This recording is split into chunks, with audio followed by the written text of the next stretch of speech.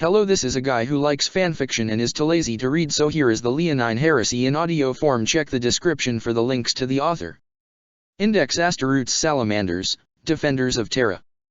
The Praetorians Legion, the mighty salamanders maintain their endless watch over Terra. They are paragons of strength and humility, and have protected the throne world and its citizens for 10,000 years. Of the many legions created by the Emperor, none are as close to the citizens of the Imperium as the redoubtable 18th Legion, who keep watch from their many fortresses scattered throughout Terra and the solar system.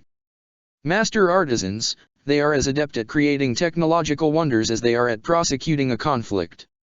Though their father has long since disappeared, they maintain hope in his return one day as they selflessly continue their long vigil. Origins, forged in fire. Long ago, in the mists of history, the Emperor created 20 sons to aid him as he prepared to embark upon the Great Crusade. However, there were those jealous of him, and through an act of treachery, stole his sons, casting them to the stars in an attempt to keep them from him. Refusing to let his designs be halted, the Emperor continued without them, completing the unification of Terra and launching his noble quest to reclaim humanity's birthright. At his side on his journey through the stars were the mighty legions Asteroots, gene-forged super warriors whose might in battle was unmatched. These space marines, as the Asteroots were commonly known, were masters of every form of war, knew no fear, and were unparalleled in battle. Many worlds simply surrendered when it was known what they would be facing. Yet it would be incorrect to state that all Asteroots were the same. Though it is true that most legions remained generalists with slight specialization, there were some that seemed set apart from the others from the onset, and one of these was Legion 18. Originally known as the Dragon Warriors, the Asteroots of the 18th Legion were recruited from Terra like the other legions. It is believed the bulk of their recruits came from the clans that lived in the rugged terrain of Abyssna, the techno-barbarian enclave situated between the hive cities of the Indo-Ai and the plains of the Meta-Frick. The people of these clans welcomed the Emperor, and eagerly accepted unification in exchange for freedom from the harsh conditions where they were forced to mine the precious metals situated below the volcanic ranges of their homeland. In gratitude, they offered up their sons to their liberator, who inducted them into his service. Such a harsh life left an indelible effect on the recruit's psyche, and the culture of the 18th rapidly became one of resilience and determination. The Dragon Warriors became known for their strength and toughness, unyielding in the face of danger to an almost suicidal degree. When the 18th was told to hold a point, they would hold that point, weathering whatever was thrown at them no matter the casualties. As can be imagined, such a mindset had a negative effect on the Legion's size, and the Legion was in danger of disappearing several times due to overwhelming casualties. The closest the Legion came to extinction came after their famous assault on the Tempest Galleries. The 18th Legion was sent to secure one of the last techno-barbarian holdouts, located within the Caucasus Wastes. Though few in number, the twisted eugenicist oligarchs had access to rare and powerful technologies, which they used to create a variety of monstrous warriors in imitation of the Emperor's soldiers. They ruled from vast mountain fortresses, hollowed out and filled with laboratories where they crafted their horrific minions. The Emperor himself led a direct assault, backed by the might of 6 legions. Meanwhile, the 18th Legion struck at the fortresses from below in what was deemed a suicide mission to infiltrate the fortresses and destroy their shield generators. Located deep within Terra's mantle, the geothermal furnaces drew power from the vast lava chambers, and were thought to be impregnable due to their location and defenses. The Dragon Warriors Legion as a whole were committed to this action, some 20,000 strong. Utilizing experimental drilling machines recently acquired from Mars, the legionaries saluted their Emperor, and embarked on their journey, swiftly losing all communication as they traveled deep below the earth. Weeks passed, and as the Emperor maintained the siege on the surface, many urged him to give up the Legion as lost. The Emperor however silenced these critics, and spoke of his faith in the Legion to pass through any fire, to complete this or any task. As he finished speaking, a vast earthquake shook the region, and the Emperor's host cheered as the shield domes of the fortress gave out. When the battle had ended and the fortress was taken, barely 1,000 remained from the 18th Legion.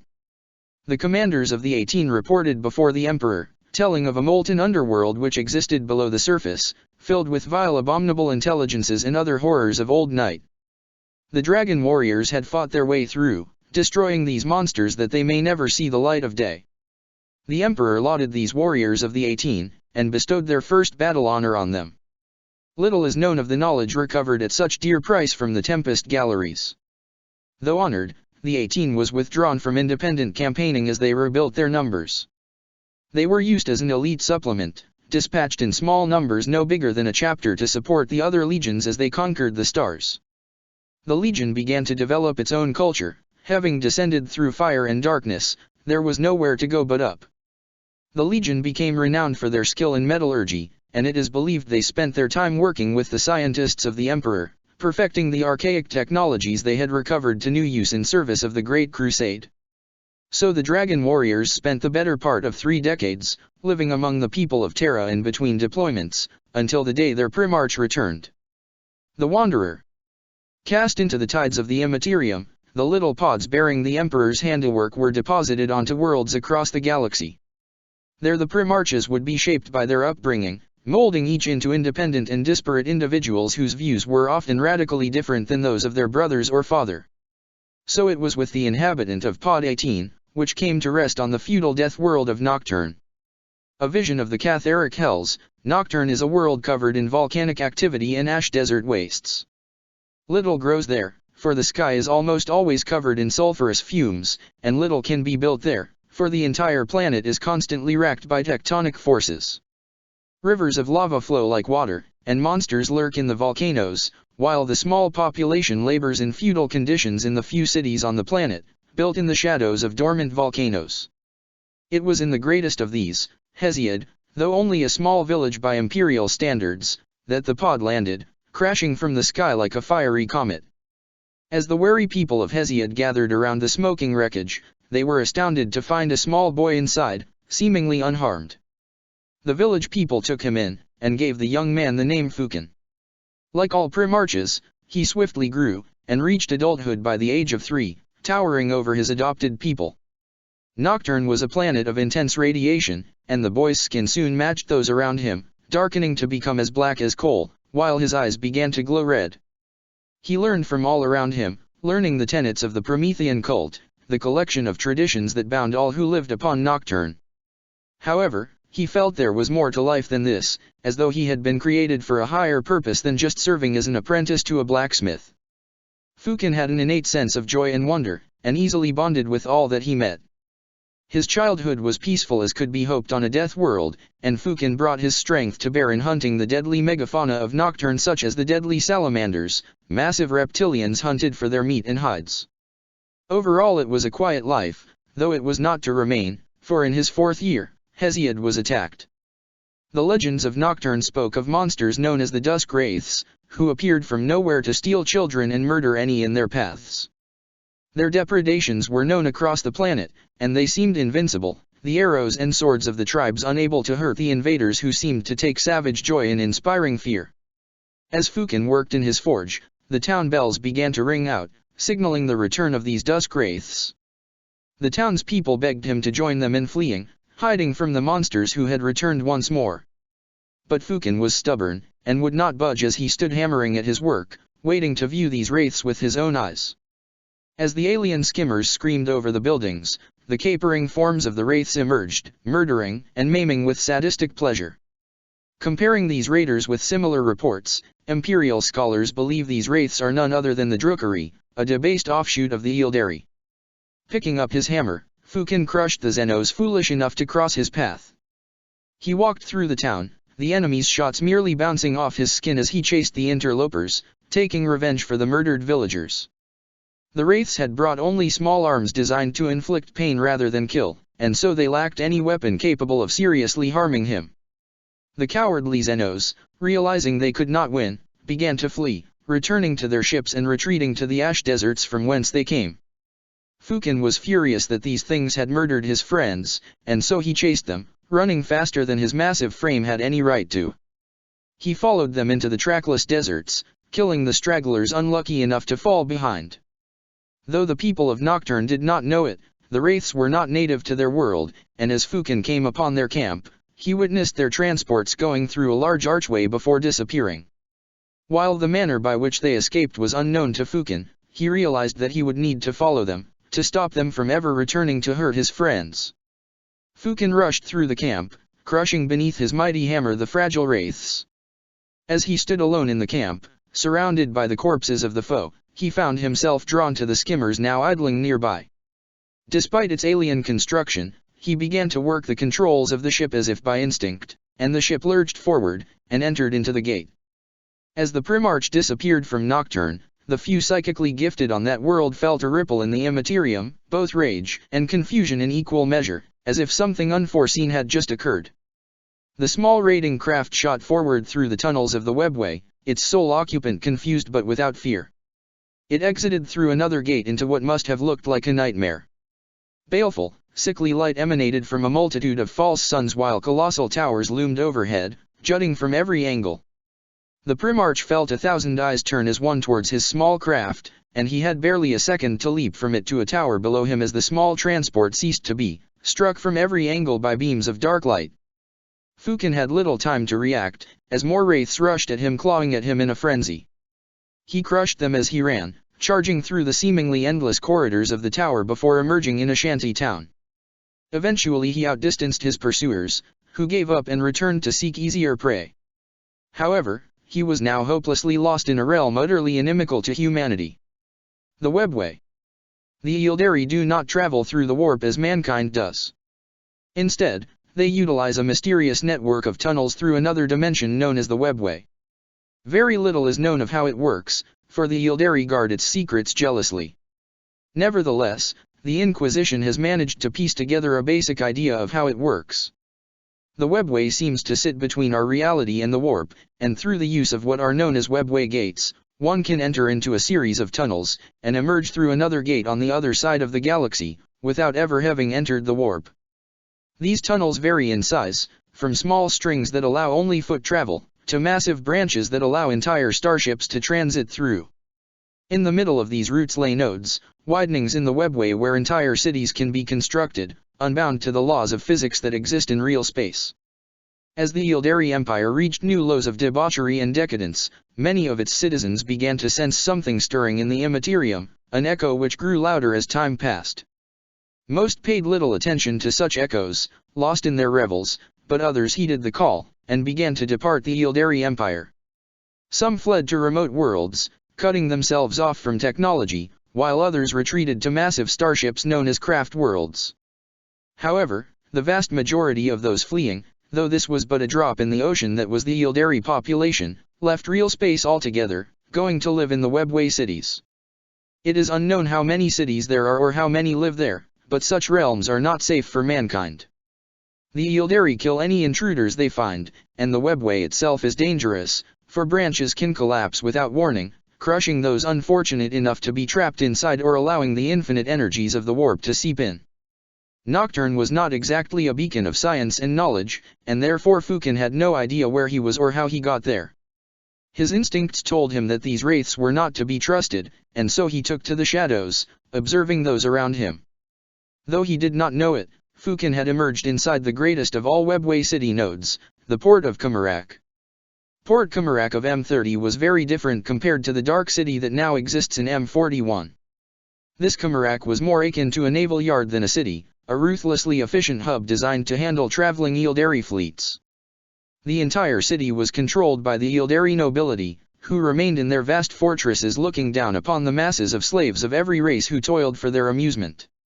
Fukin knew he had to gain knowledge, and so he slipped in among the slaves, gaining wisdom while learning all manner of technological secrets stolen from the neglectful Yildari. Some of his time was spent as a slave, other times as a bodyguard to Yildari nobles, watching and waiting, searching for other humans, as well as an escape route that would lead him back home. Decades passed, and although he had found several unlikely comrades, Xenos that he could say he trusted, Fukin despaired of ever finding an escape.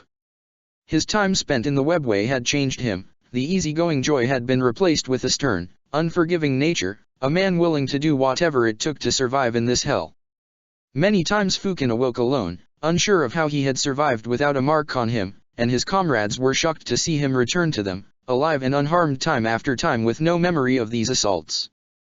Fate finally smiled upon Fukin, and he found the knowledge he was seeking, a way back to a human planet, the way back to his own kind.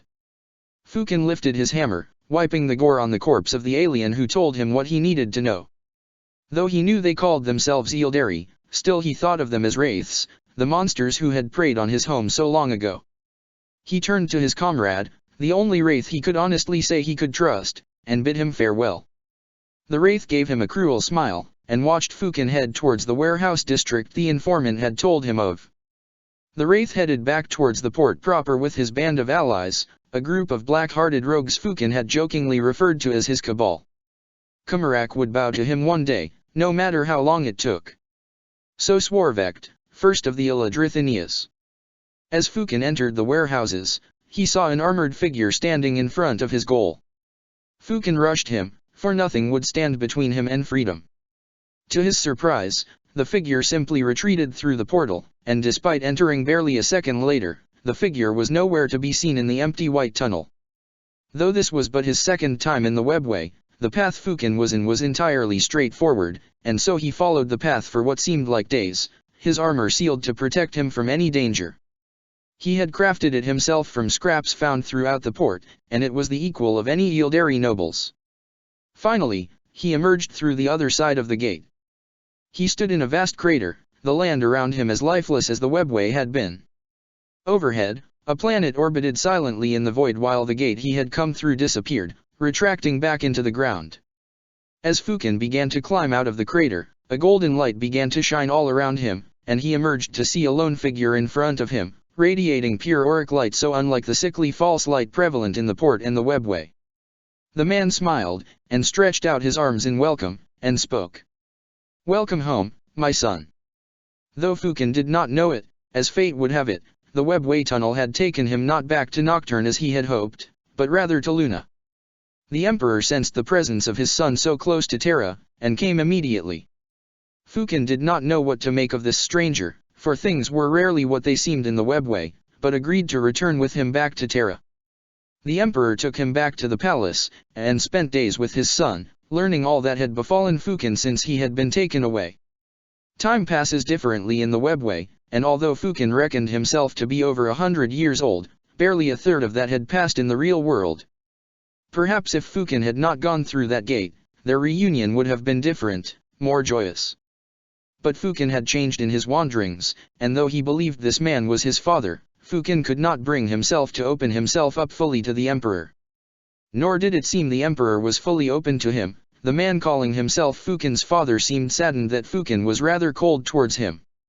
Nonetheless, Fukin agreed to serve his father, and he was brought to the Imperial Forges under the Ural Mountains, where he met his brother Ferris Manus, who had been discovered nearly 10 years before him. The reunion between Ferris and Fukin stood in stark contrast to the one between Fukin and the Emperor, and the two got along immediately. Both could see the raw strength in the other, and swiftly became close friends. Ferris respected Fukin for his endurance, while Fukin appreciated Ferris's honesty, a rare trait in Kumarak and one that Fukin found refreshing. The two spent weeks together, competing against each other in brotherly contests to create wonders of technology and artifice, as well as crafting a suit of power armor befitting a Primarch.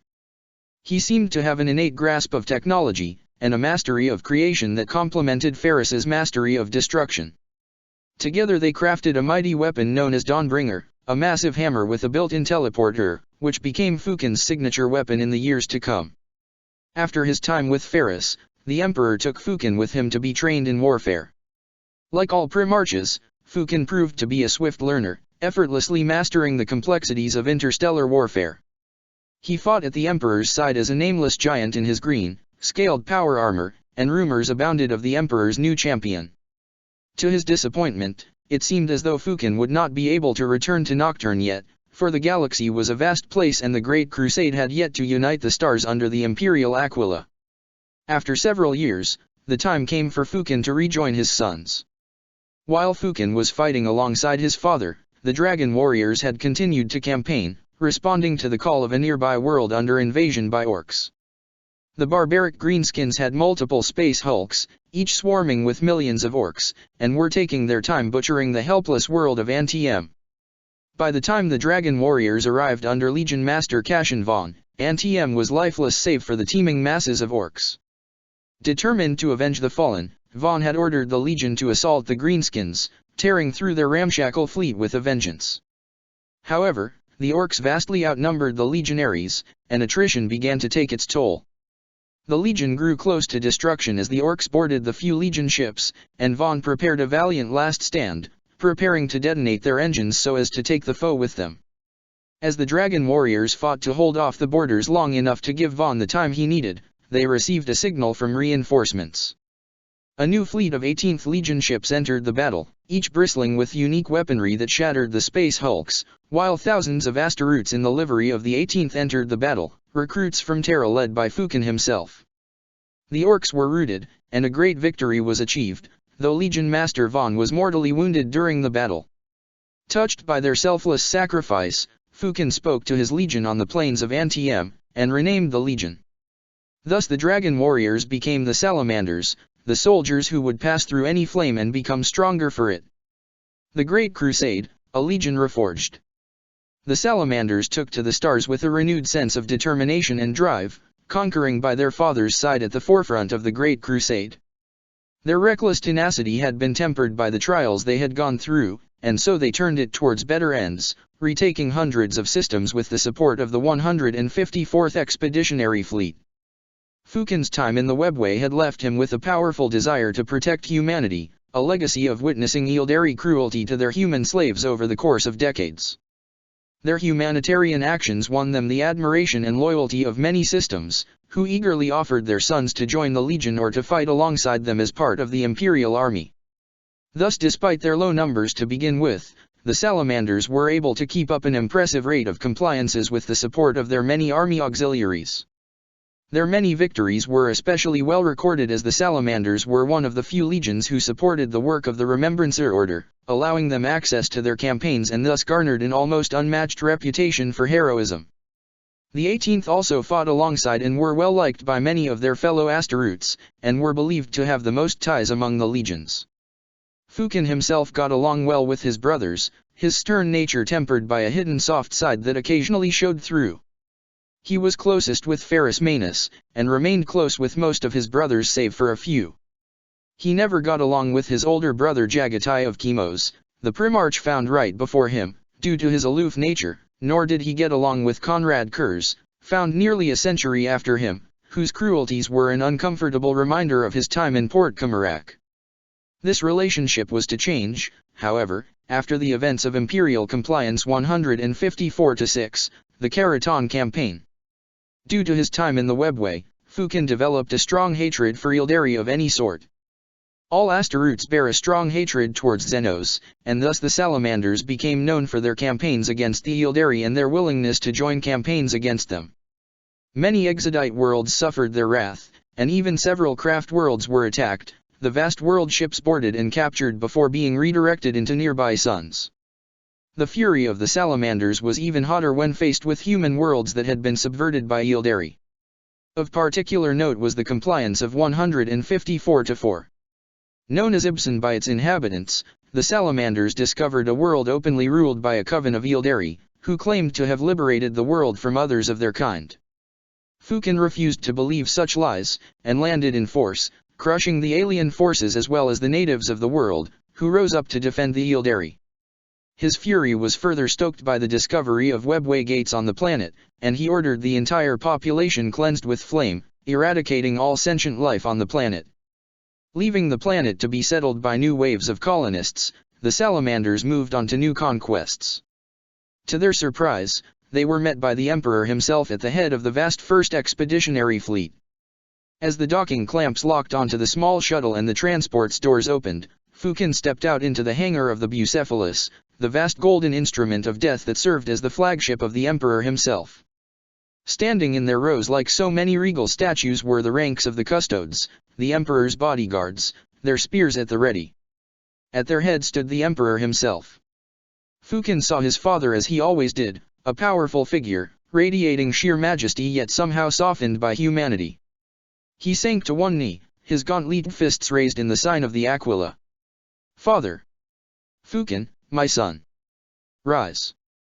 Doing as the Emperor bid, Fukin stood up, tearing his eyes from his father's radiance with some difficulty. With surprise, he noted the figure standing by the Emperor's side. What is he doing here? I heard he had been removed from the crusade years ago for his actions. The figure gave no reaction to Fukin's comment, his blindfold covering those sunken black eyes that used to make Fukin so uneasy. Be at ease, Fukin. Conrad has come to join you in the crusade. Conrad Kurz gave his brother a smile, and spoke for the first time, though his words were unheard by Fukin, who stared in disbelief. When the Primarch of the Night Lords was first found on the world of Nostramo in the far-off reaches of the Eastern Fringe, he swiftly created a reputation as dark as his home world. Conrad Kurz became known as a figure of terror, brutalizing populations as he led the 8th Legion in the Great Crusade.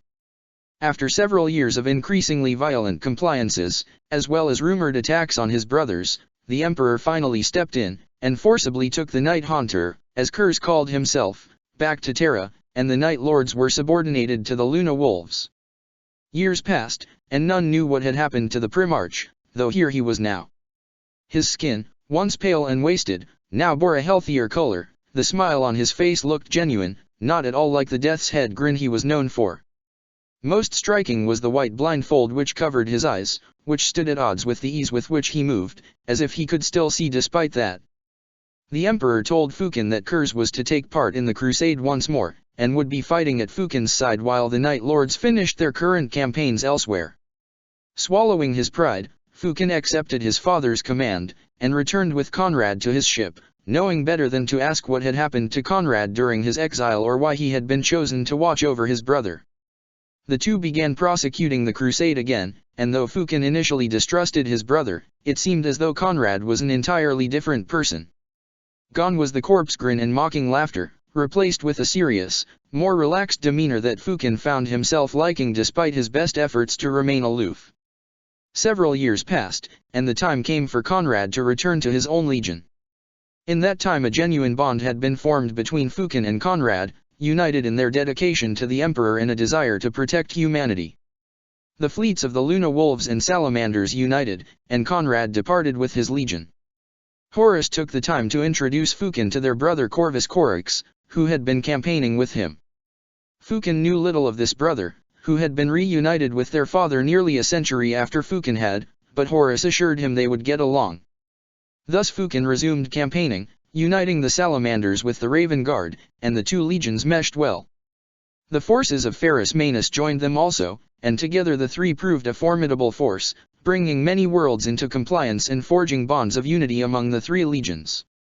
They grew famous for their combined arms tactics, the elite strike teams of the Raven Guard opening up opportunities for the heavy weapons of the Iron Hands to break down the defenses of any foe as they drove them onto the crushing force of the Salamander's anvil. The three brothers were not present at Olaner, though they duly sent their representatives to march in the Grand Triumph, and paid their fealty to Horus as War Master, Fukin soothing Ferrus's temper at being passed over. Later on, Fukin left his brothers to campaign on his own once more.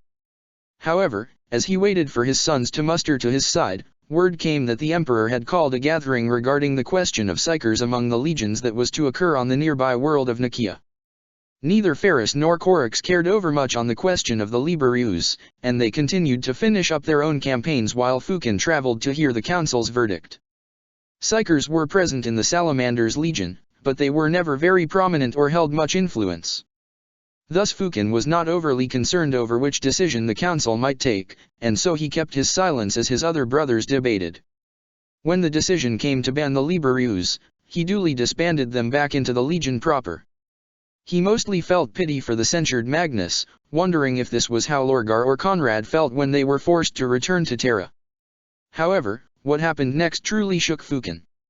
When the position of Praetorian was announced, Fukin believed such an honor would fall to either the 4th or 7th Legion, but to his surprise, the Emperor pronounced his choice was to be Fukin. As he stood there numb, acclaimed by many of his brothers, he could sense the glaring hatred of his brothers Dorn and Perturabo.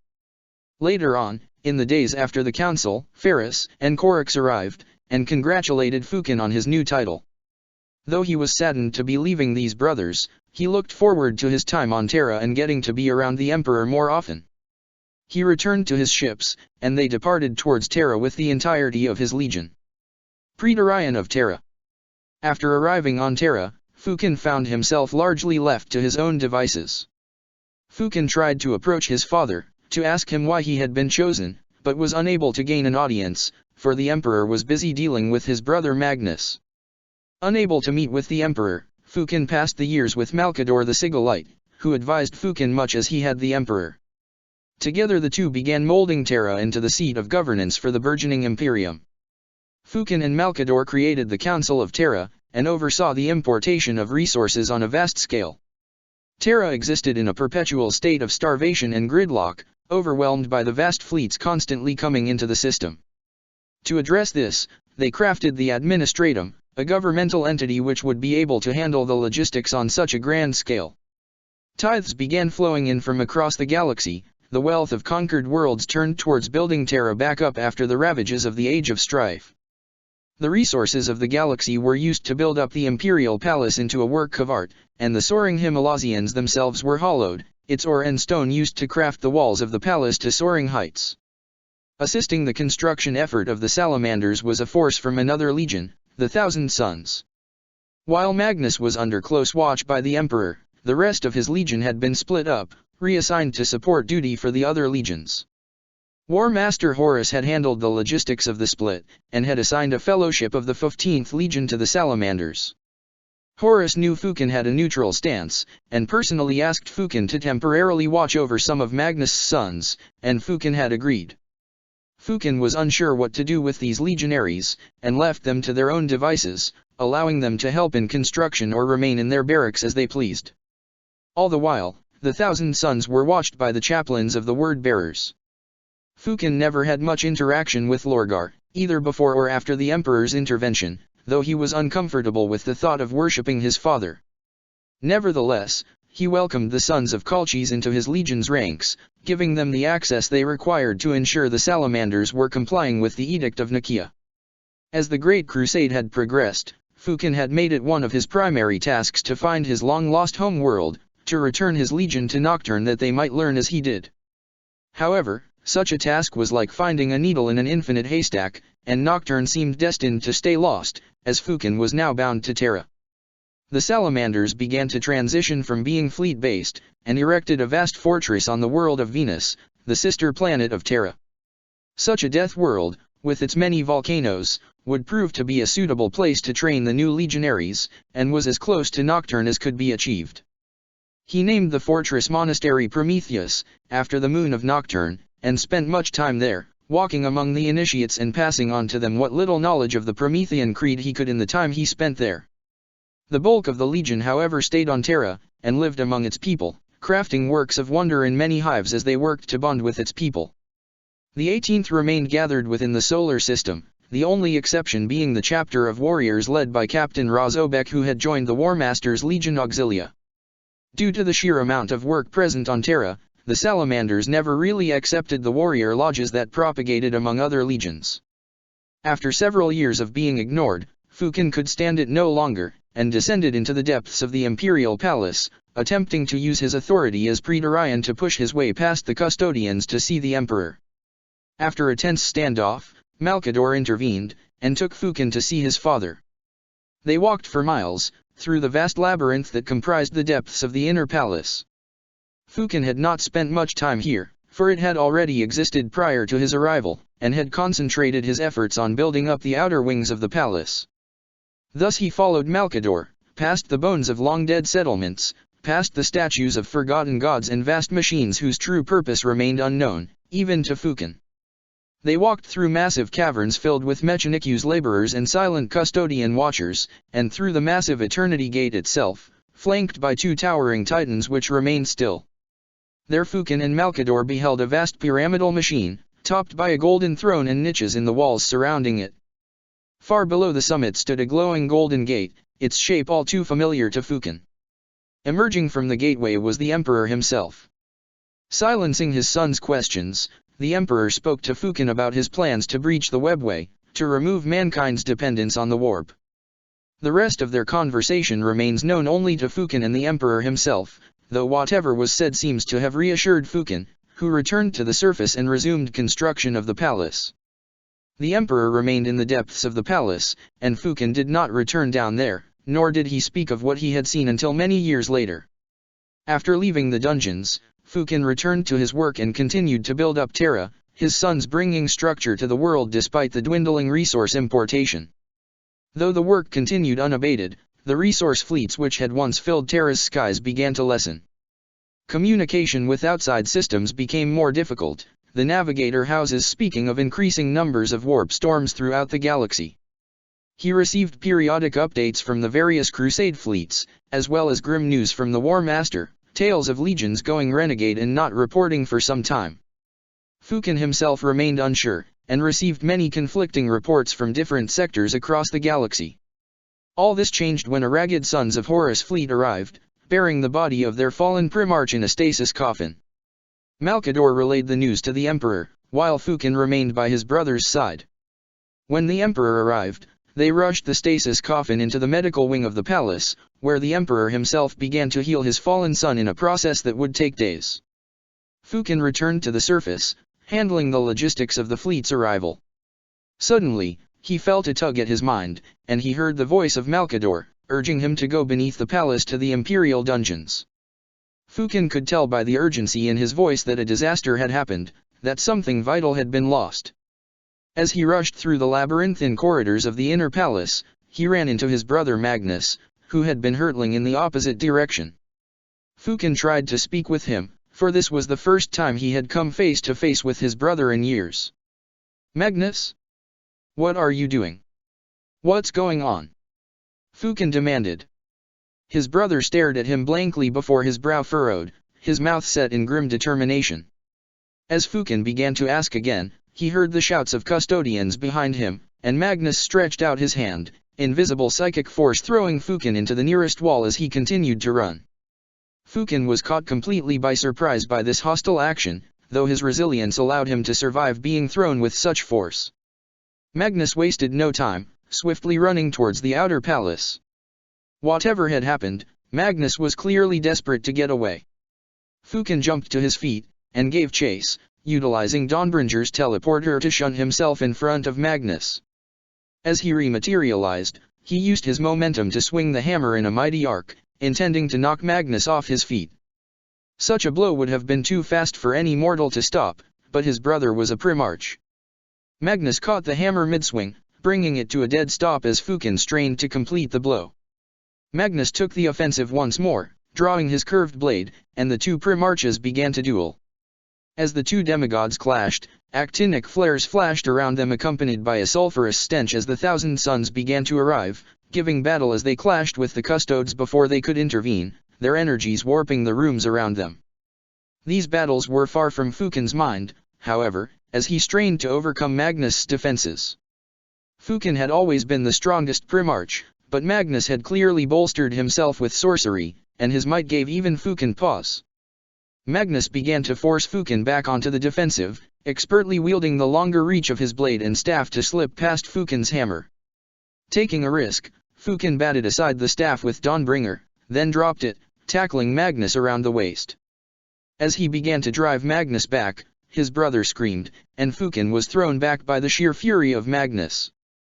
Fukin was lifted into the air and yanked forward, as Magnus skewered him through the heart, his curved Kapesh blade piercing through his unarmored chest straight through to his spine. Magnus threw him to the side, leaving the blade embedded in him, burning with Sorcerer's fire. Fukin watched, unable to move as Magnus turned his attention to the custodes, swiftly killing them with bolts of sorcery that doomed whomever they struck. As his eyes dimmed, he watched Magnus and his sons flee down the hallway. Fukin had failed to stop him, and his vision faded to black. Fukin died. Then Fukin lived.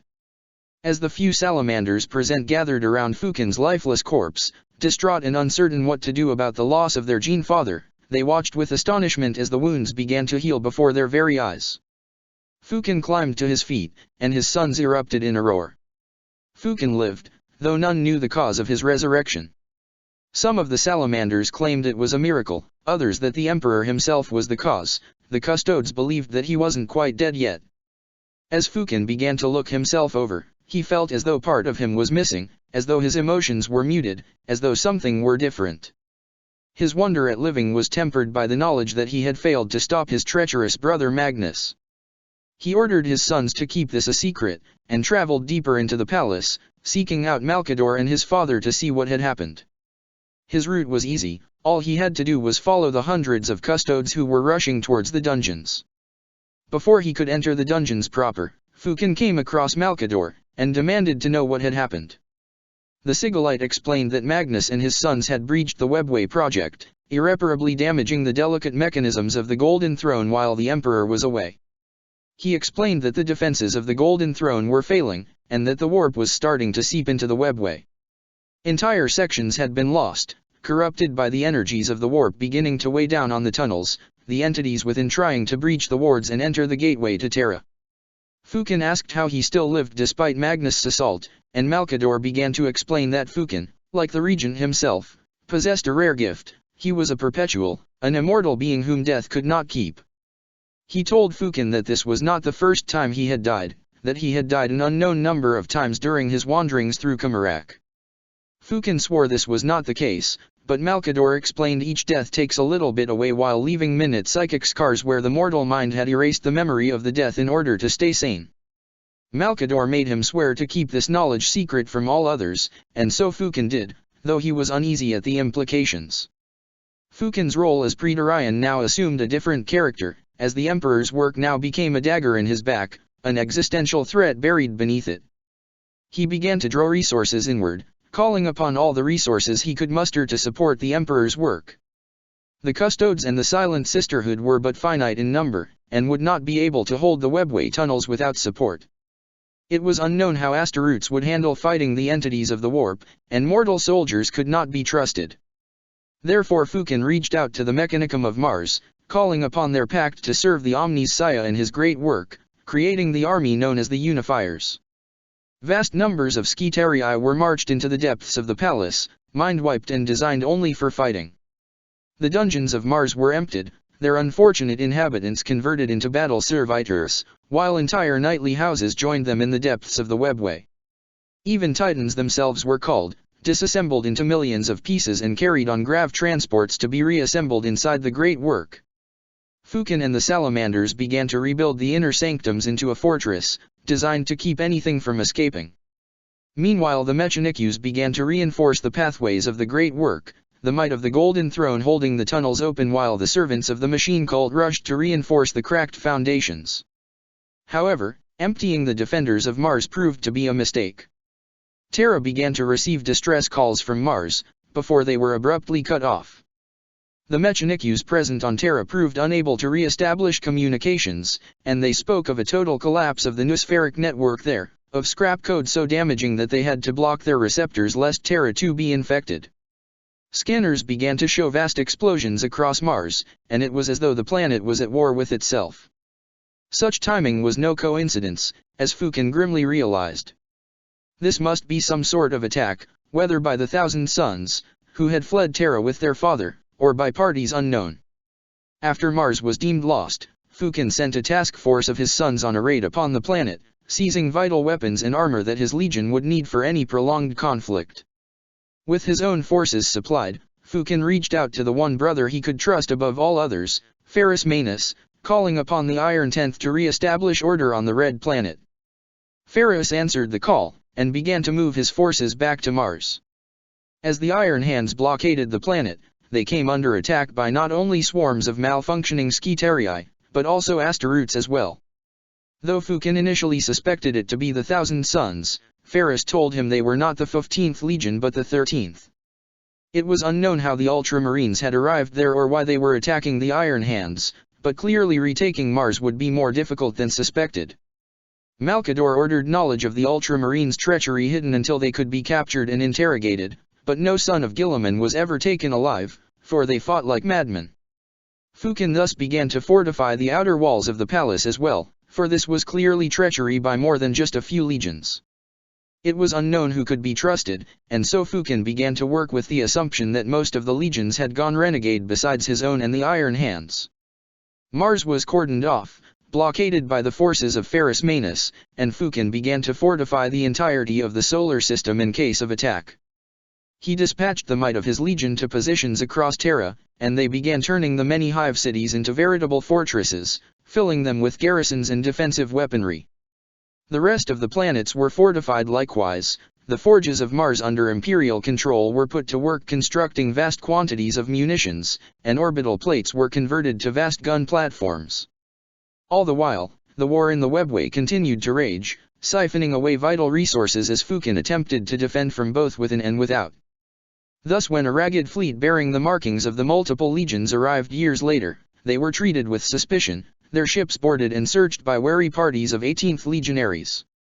Fukin learned this ragtag fleet had both Horus and Mort Arian on it, and so he called Ferris to his side so that the four brothers could meet in council. Horus spoke of treachery on a vast scale, of half the legions turning their backs on the Emperor. Fukin was staggered to learn of the deaths of two of his brothers, and struggled to keep his composure when he heard the fate that had befallen the Raven Guard. The four brothers discussed strategies for days on end, and finally came up with a plan that they could all agree on. Fukin returned to planning the defense of Terra, while his other three brothers departed with their fleets. Defense in depth. Fukin now began to feel the pressure of his office more intensely than ever before. Defense of the palace was foremost, which meant Fukin would need to trade space for time. Thus the forces of the War Master were given free rein to meet the traders on their own terms out in the field. With the Emperor occupied below, it was unclear whether the office of War Master, Regent, or Praetorian held the most authority, and such a conflict could prove to be a fatal distraction. Thus Horus took the offensive, leading their brothers Mort Arian and Ferris, while Malcador kept to his own devices. His authority secure, Fukin busied himself turning Terra into a fortress at an incredible rate. Horus's reports showed the two primarchs most suited for a siege, Dorn and Perturabo, were both traitors, and so Fukin could not allow them to fight the battle on their terms. Therefore Fukin had to change the dynamic. Instead of focusing all efforts on the palace, which is what Dorn or Perturabo would likely do in his position, Fukin concentrated on dispersing his forces throughout Terra. His salamanders would become force multipliers, strengthening the Imperial army divisions across the solar system, to make the traitors divert resources to take the entire planet lest they be struck from behind after they landed.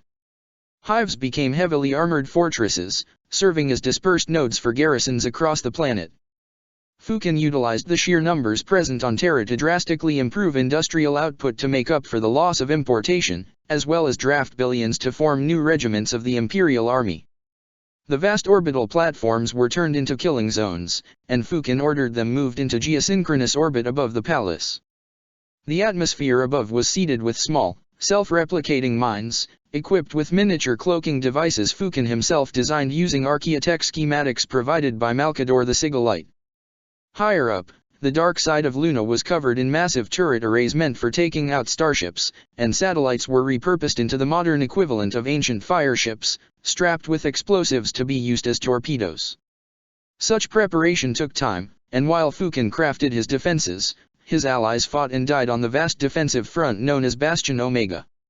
Fukin sent what forces he could spare, comparing the losses and gains of the casualty figures he received in return. 4 years passed, and the resources coming into Terra began to dwindle, as more and more worlds fell to the traitor advance. Fukin began sending out prototype weapons, scavenged from Dark Age of technology relics, as well as some he created himself, in an attempt to slow the advance.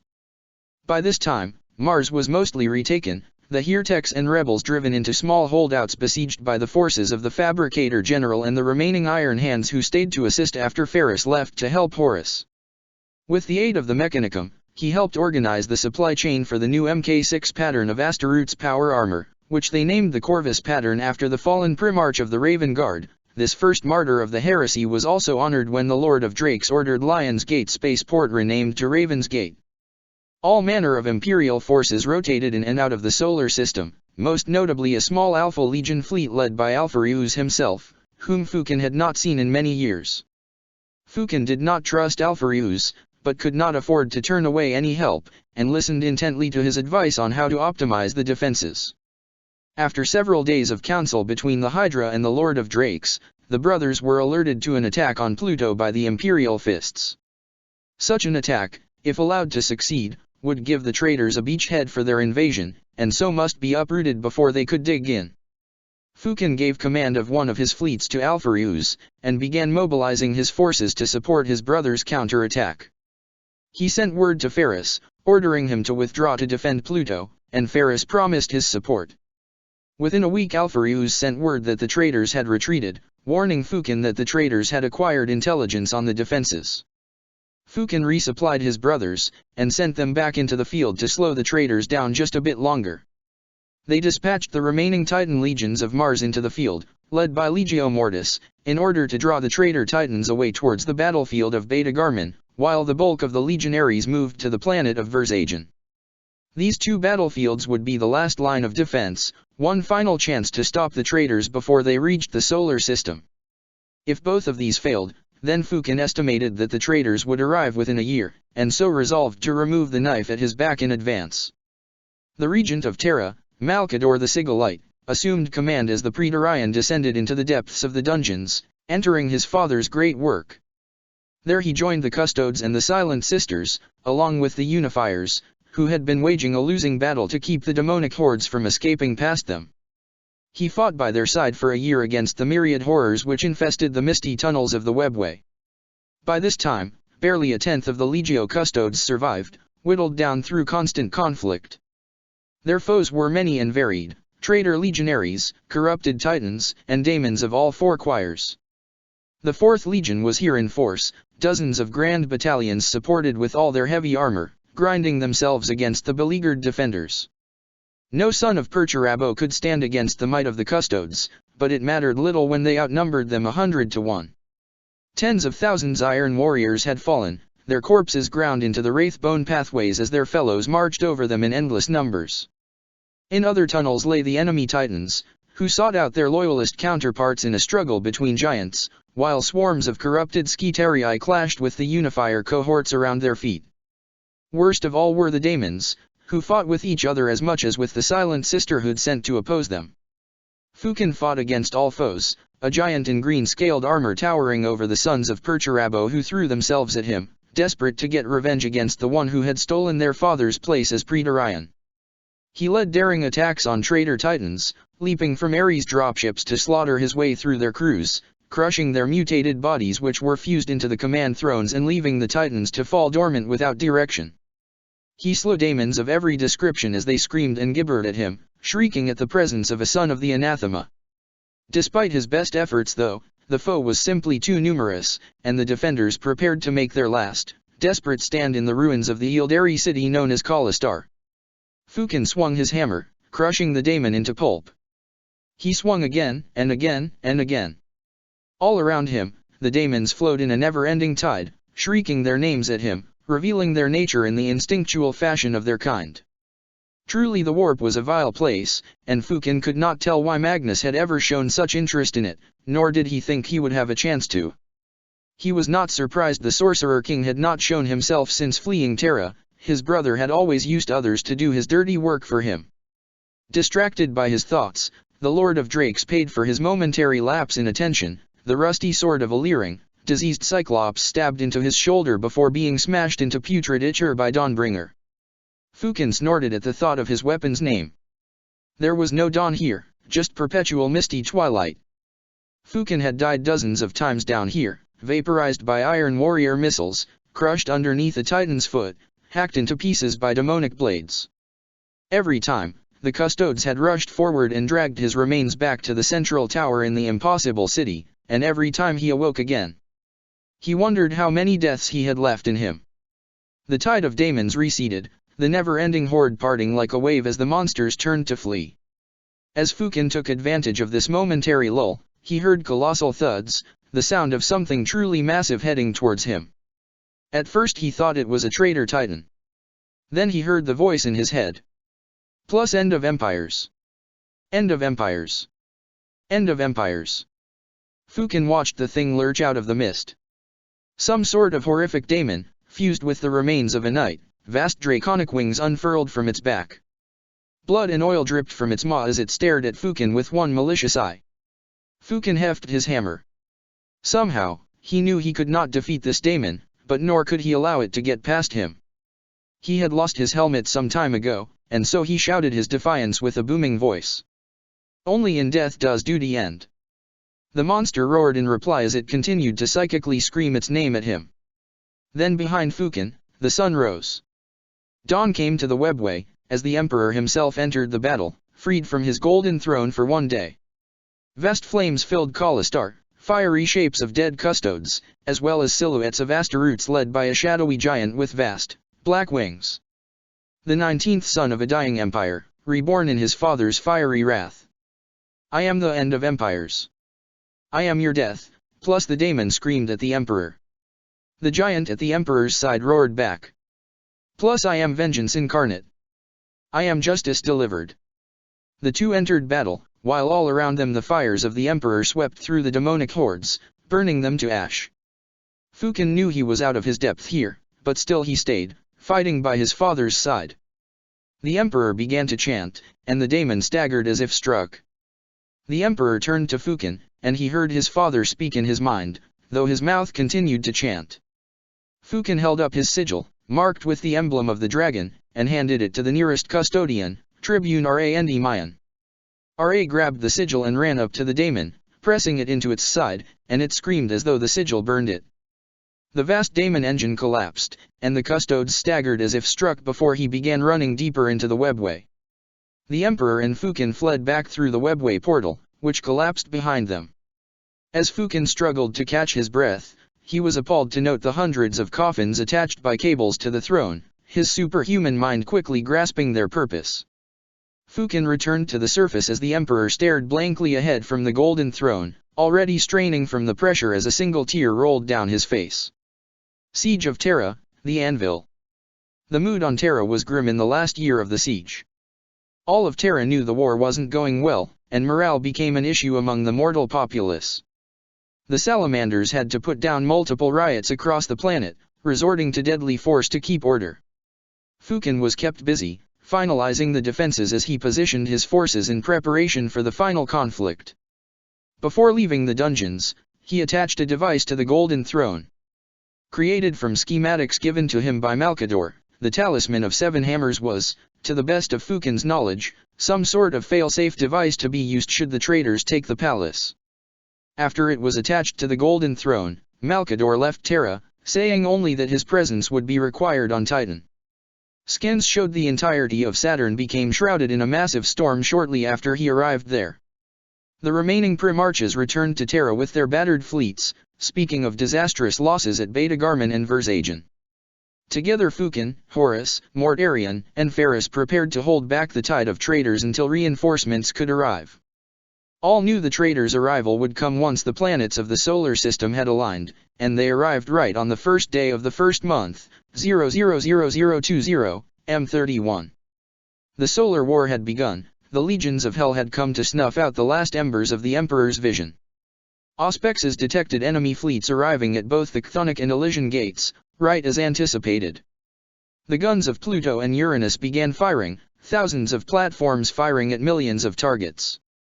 Fukin monitored the tactical situation grimly from his command center of the Bab Bastion, watching as the green dots representing his forces vanish one by one from the screens. His own sons were protecting Pluto, while Mortarion defended the Elysian Gate. The solar system had been divided into 5 spheres, rings of defense designed to slow the traitors down and bleed them out. The first sphere comprised Neptune and Pluto, and the space beyond it. The first foes engaged consisted of thousands of ships piloted by daemons and abominable intelligences, sent as cannon fodder to cover the main traitor fleets. The loyalist fleets were hopelessly outnumbered, but they made the traitors pay dearly for every ship they destroyed, destroying hundreds of vessels sent as cannon fodder to tire them out. While the fleets battled above, the 5 moons of Pluto were assaulted by the Dark Angels, each traitor legionary supported by dozens of killing machines known as the Exindio battle automata. The Dark Angels had long utilized forbidden weaponry, and the heresy had led them to use truly evil technologies now that they were no longer shackled to the Emperor's decree. The Exindio were not truly men of iron, but rather crude imitations, mechanical frames inhabited by minor daemons bound into them. As the salamanders assigned to hold Pluto struggled to maintain their defenses against such horrors, Fukin ordered his sons to deploy the first of his countermeasures. From the bow of his flagship, Chalice of Fire, the Iron Dragon unleashed the Song of Entropy. Song of Entropy. Throughout his years of service to the Emperor, Fukin crafted thousands of weapons and tools designed for the betterment of mankind. The greatest of these was the Chalice of Fire, a vast forge ship created by the Mechanicum under Fukin's oversight to serve as the flagship of the 18th Legion. The entire ship was covered in a unique adamantium alloy created by Fukin himself, allowing the ship to take extreme punishment. Mounted all over the ship were dozens of different experimental weapons, and it was common for Fukin to test out these new weapons in the heat of battle, noting their merits and constantly improving them. When the salamanders withdrew to Terra to become its praetorians, the Chalice sat unused for nearly a decade, sitting in a space dock while Fukin upgraded its systems in his spare time. The ship itself was commanded by the Iron Drake, Cassian Vaughn. Mortally wounded in battle against the Orcs, Vaughn was interred within a unique dreadnought chassis of Fukin's own design called the Iron Drake. The former Legion Master was now able to integrate himself into ships using the unique connection ports Fukin installed in the same manner as a Tech Marine would. The Iron Drake was now the head of the Chalice of Fire, master of its deadly weaponry. The Song of Entropy was but one of its many weapons, an experimental wave motion cannon made of a rare black material Ferris found and gave to Fukin during the Great Crusade. The power source was limited, and required recharging after each shot. The effects of the blast were temperamental, and seemed to not to damage physical objects at all, though it proved extremely effective against creatures touched by the warp. Thus Fukin kept it as a weapon of last resort, saving it for truly dire situations. The tactical map showed the Iron Drake that Pluto was about to fall, and so he fired the Song of Entropy. A vast green wave rippled out from the Chalice of Fire like a dragon's flames, bathing the entirety of Pluto and its moons in eerie green light. Wherever the light touched, the machines stopped in their tracks, the daemons animating them screaming as they were banished back to the warp. The Dark Angel sorcerers staggered as their connection to the warp was severed, and the demonic growths on any ships caught in the blast began to wither and die. The Loyalists took advantage of the confusion, reaping a great slaughter on their disoriented opponents who seemed dazed without their connection to the warp.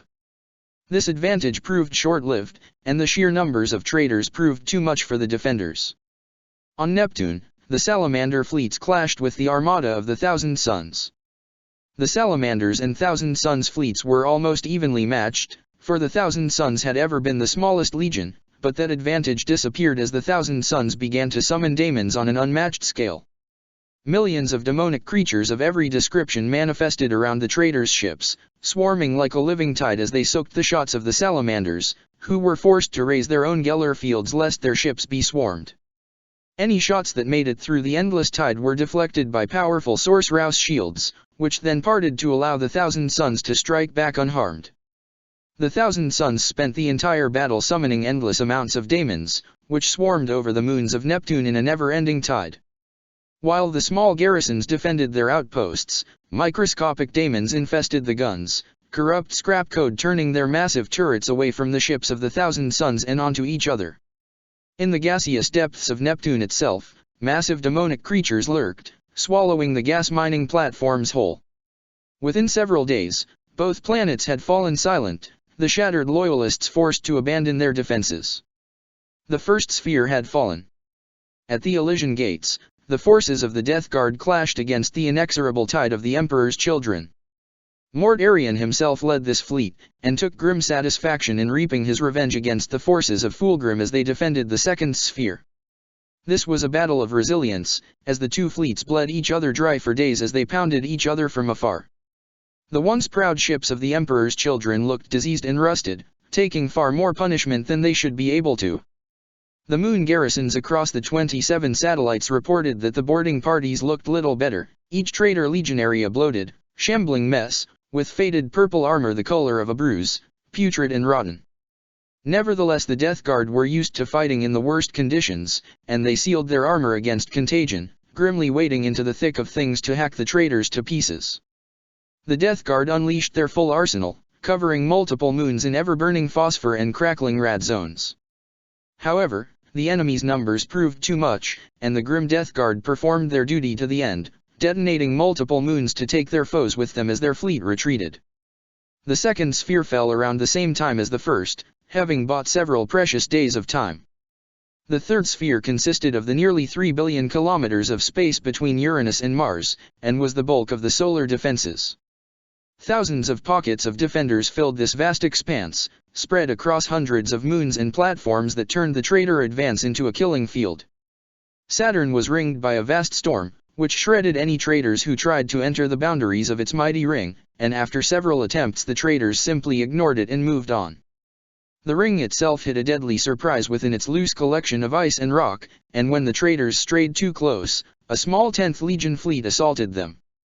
Powered down to avoid detection, the Sons of Ferris launched a deadly ambush, drawing the enemy into guerrilla warfare in the ring itself. The asteroid belt was in a similar state, filled with thousands of small gun platforms that slowed and harassed the enemy fleets as they swept through. The forces of the Iron Warriors assaulted Jupiter, impervious to losses as they marched across the Galilean satellites in massive armored columns, the vast dust plains proving the perfect battlefield to clash against the mechanized forces of the Sons of Horus. Horus himself took the field on the moon of Ganymede, routing the Iron Warriors tasked with conquering the Jovian shipyards. Within Jupiter itself, the Thousand Sons led by one of their most powerful Magisters raced to perform a hideous ritual as they clashed with the 16th Legion librarians. The Thousand Sons proved unstoppable, and the endlessly churning Great Red Spot became a horrific dark rip into the warp. Emerging from this scar upon reality were tens of thousands of new vessels, the rest of the traitor armada finally entering the battle far closer to Terra. At the head of this impossible armada was the Invincible Reason, flagship of the Dark Angels, and the Titanic Phalanx, surrounded by the fleets of the other traitor legions. Such a force would have taken weeks to transition from the warp into real space if they were using the chthonic or Elysian gates, yet this rift somehow allowed them to transition far more quickly. Fukin recognized that the battle there was lost, and ordered Horus and his forces to fall back. The Sons of Horus could not stand up to such numbers, and were forced into a fighting retreat as Ganymede became irreparably tainted by the warp. The third sphere held out for several weeks, but finally fell by the end of the first month of fighting. The fourth sphere consisted of Mars and its immediate environs, and was defended by the forces of Ferris Manus. Most of the traitor armada simply sailed past Mars, leaving it to be assaulted by the various contingents of Dark Mechanicum and the Ultramarines. The Iron Hands fought these scattered rabble across the ring of iron that circled the Red Planet as they struggled to keep the traitors from freeing their traitorous kin trapped on the surface below. Several weeks were spent as the forces of the Fabricator General struggled to keep the traitors contained, though this was impossible from the outset. All knew that Mars would not be able to hold, but the Iron Hands fought knowing that every traitor they forced to Mars would be one less to blacken the face of Terra. When Ferris was finally forced to retreat, he would not speak of the horrors the Iron Hands faced there. So fell the fourth sphere. The final and fifth sphere was Terra itself, commanded by Fukin.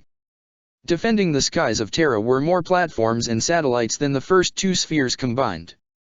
Based on the calculated traitor losses, many defenders believed their foes had lost too much to be able to swiftly storm Terra, and were confident they would be able to hold until reinforcements could arrive.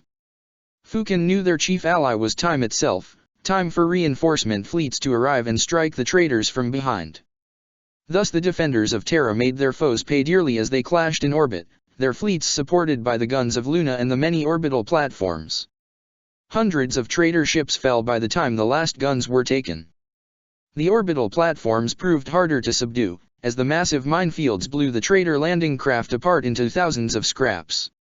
After days of fighting, the remaining loyalist ships fled the planet, ceding the skies of Terra as they retreated to join up with the Iron Hands forces that had retreated from Mars.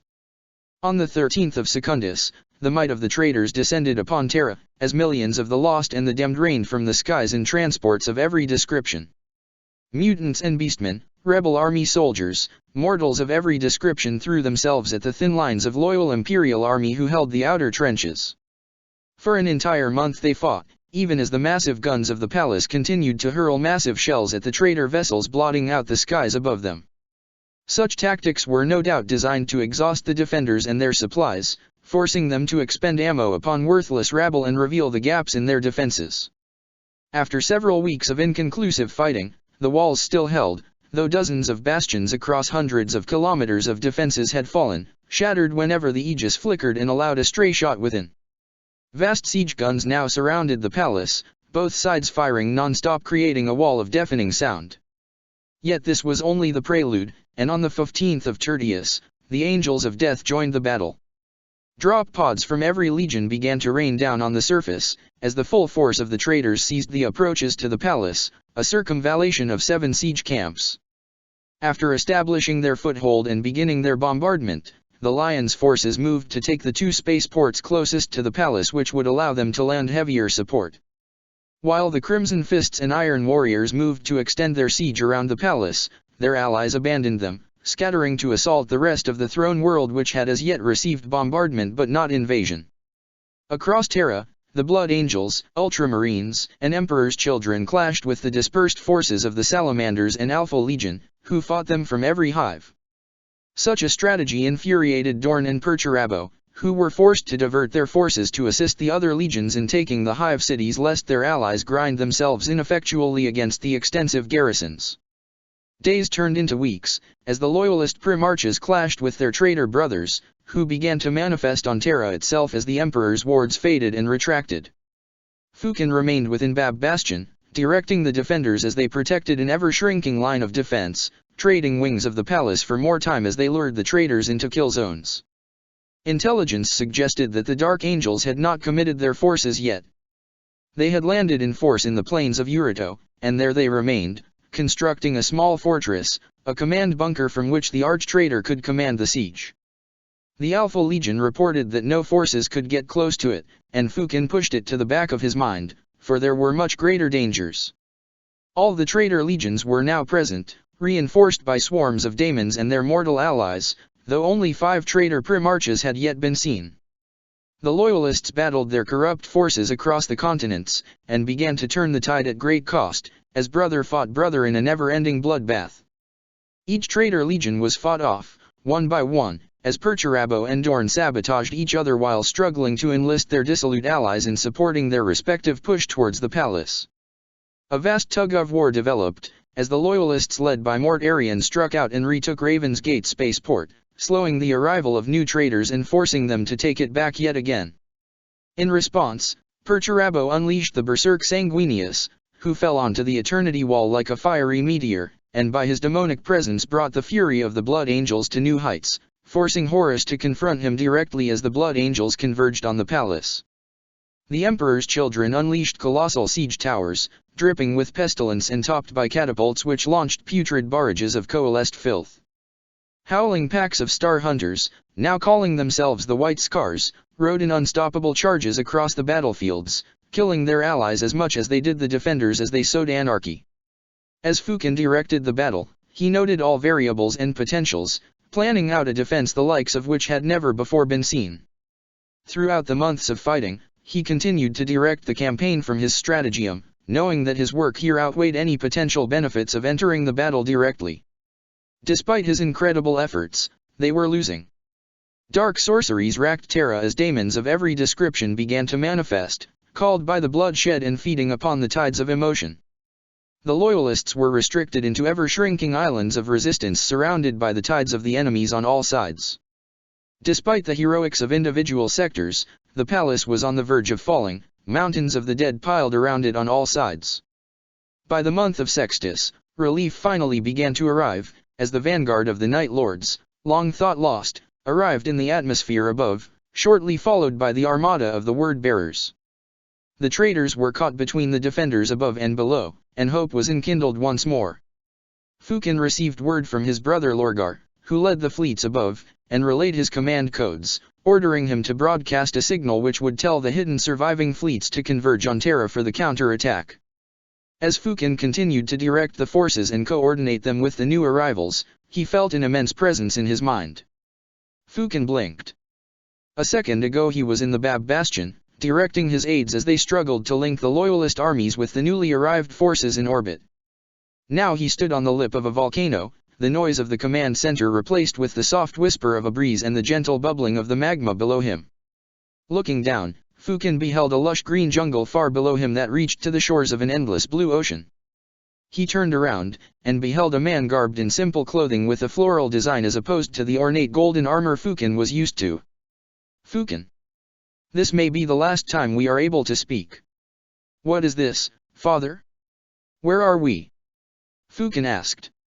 The emperor smiled. This is Terra, as it was tens of thousands of years ago. A memory of mine. I go now to confront your brother. Before I do, I just wanted to take this time to tell you to be yourself.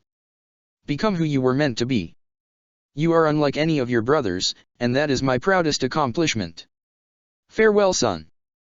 Fukin tried to speak, but found himself back in the Bab Bastion. No time at all passed. Troubled by his father's words, Fukin resumed the defense with growing unease. As reports that the traitors were falling back began to come in, he felt the presence of the emperor lessen, and realized his father had found a way to step off of the golden throne. Such an occurrence was disturbing, for no mortal psychers had been brought into the palace since the beginning of the siege. However, Fukin knew his role in the emperor's plan was to continue to hold the palace even without the emperor being there, and so he held it. The palace itself was filled with hordes of traitors, and despite the arrival of reinforcements, they would never arrive in time. As such, he unleashed his final weapon, the custodes. Freed from the war in the webway, they had spent the final year training and preparing for this moment. Though there were fewer than 1,000 custodes left, the traitors were no match for the enraged guardians of the emperor, who struck them from all sides. Fukin yearned to venture out and fight Dorn or Perturabo, to strike them down for ruining the emperor's vision, but he knew his place was to stay and focus on the bigger picture. His chance to duel them disappeared as they fell back, and the palace was cleansed of the invaders. Still directing the defense hours later, Fukin received the news that finally brought him out of his command post. As Lorgar entered the palace, Fukin emerged to learn the horrific truth: Conrad was dead, and the emperor nearly so. It is said that Fukin wept when he saw his father's mangled body, and led Lorgar back into the depths of the imperial palace. He was surprised to see Mort Arian step down from the throne, for he had not heard from his brother in some time. Fukin carried his brother's withered body away as Lorgar ignited the golden throne behind him, its radiance casting Fukin's shadow a great distance. The heresy was over. The anvil of Terra had held despite all the many blows it had received, and it was time to rebuild.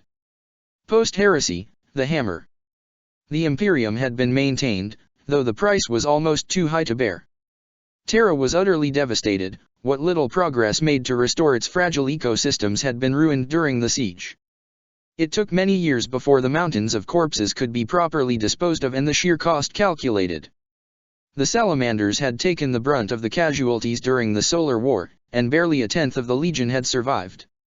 Nonetheless, the salamanders were no strangers to rebuilding after disastrous losses.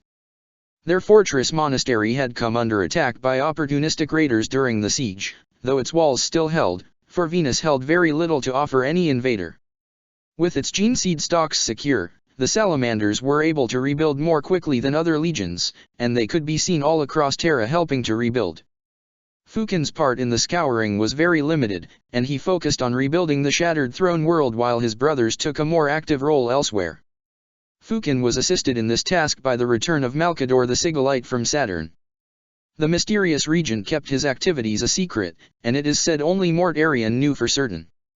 Fukin and Malkador managed the logistics of the returning loyalist forces, and assigned them to where they would be most effective, though most joined the War Master's forces in the scouring. The imperial palace was rebuilt, its battered walls repaired and strengthened.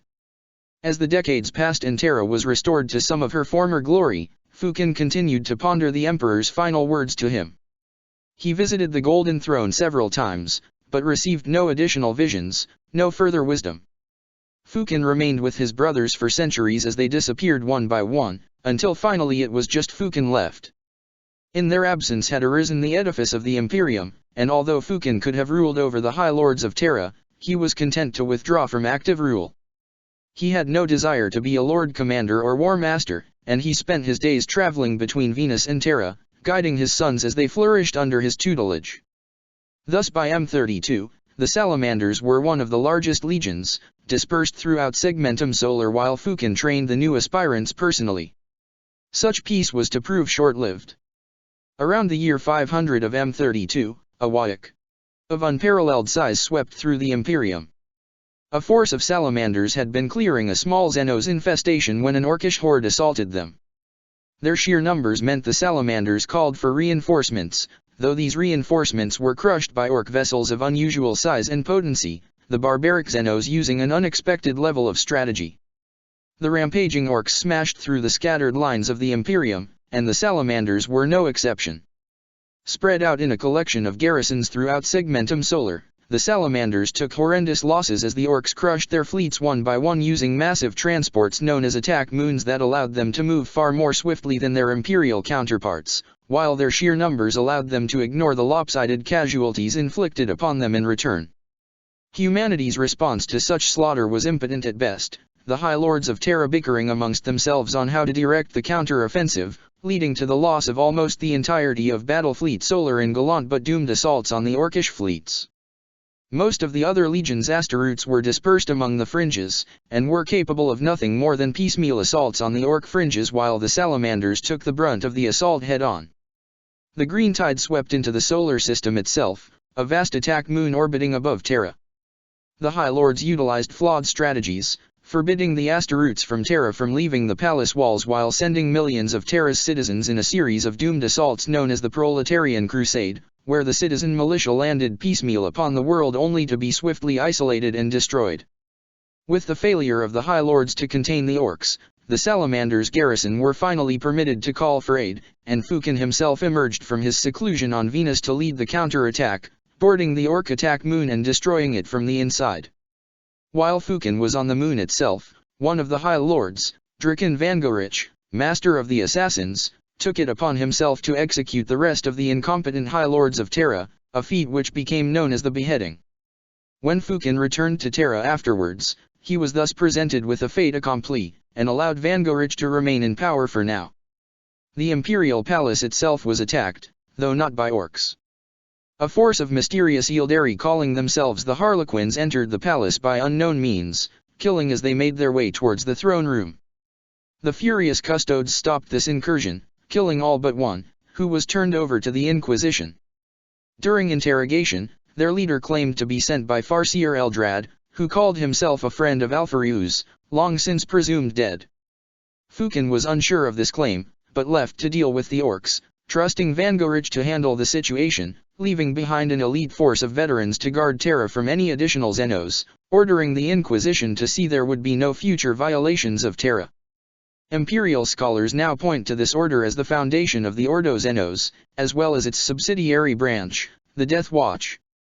Fukin gathered a force from all the legions to strike back at the Xenos interlopers, traveling to Mars to enlist the aid of the Adeptus Mechanicus, who had been silent thus far during the War of the Beast. Fukin discovered they had been illegally experimenting with Xenos technology in an attempt to teleport Mars itself away from danger, and forced the Fabricator General to aid his crusade, learning that the orcs originated from Olaner, the seat of their former empire. Thus Fukin led the attack in a grand crusade the likes of which had not been seen since the end of the Scouring a millennia before as they pushed towards Olaner. When they arrived on Olaner, Fukin landed with a small force to take out the head warboss, the titular beast. It was a slaughter. The orcs were present in numbers unseen since the Great Crusade, and were physically larger than they were then, if that was possible.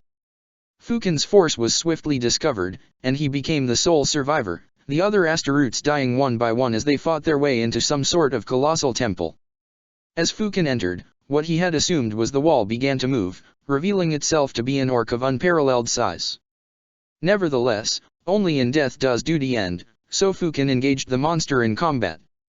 He fought the beast for hours, and the creature proved capable of speech, taunting Fukin that it was just the first. As the remains of the crusade watched from high orbit, a massive explosion appeared around Fukin's last known location, a crater miles in diameter marking where the temple had once stood. It was clear that Fukin had died to take out their leader, and the battered fleet retreated out of the system.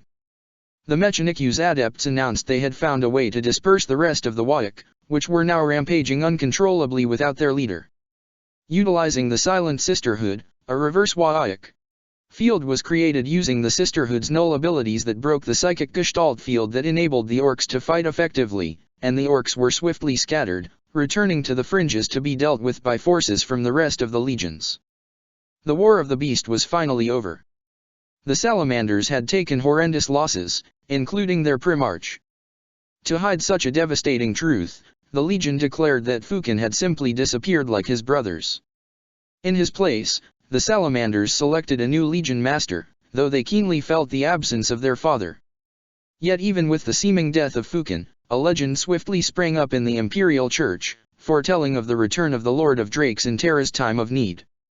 The Salamanders did not know what to make of this naive optimism, yet they too longed for their father's return, and began to believe the prophecies themselves. Vangorich continued to rule in place of the High Lords of Terra with the support of the Inquisition and tolerated by the Salamanders, though they stepped in when his decrees began to verge on madness.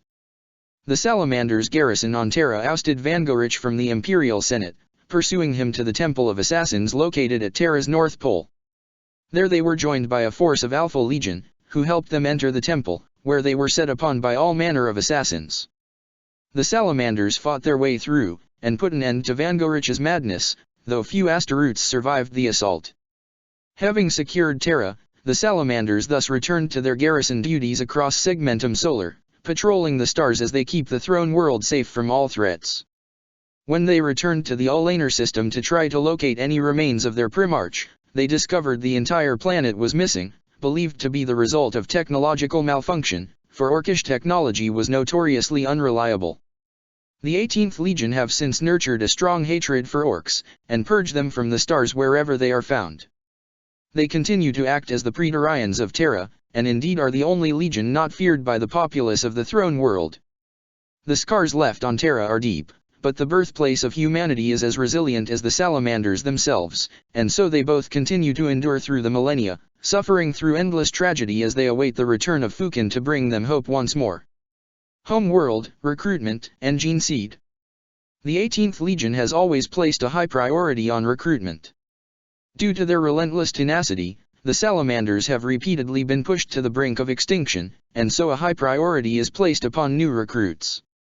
As the Praetorians of Terra, the Salamanders recruit across the solar system, primarily from Terra due to its massive population and from Venus due to the harsh living conditions of that death world.